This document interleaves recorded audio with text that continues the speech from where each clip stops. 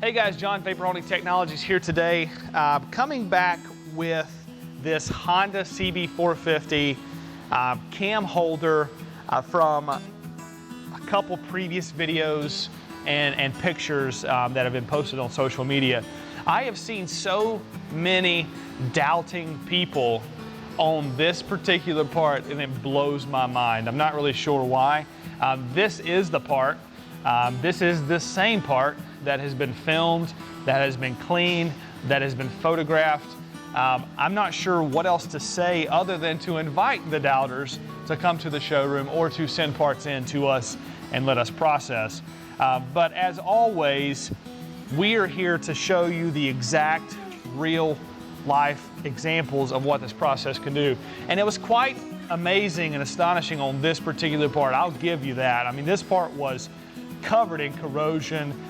We had RTV sealant here on the part. We had oil, we had grease, about 55 years worth of crap on this part that we were able to remove and clean up. So it is almost unbelievable.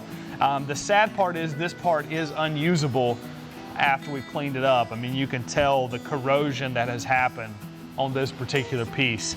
We'll never be able to use this part again, which is sad. But that is the point as well in all of our videos that we do.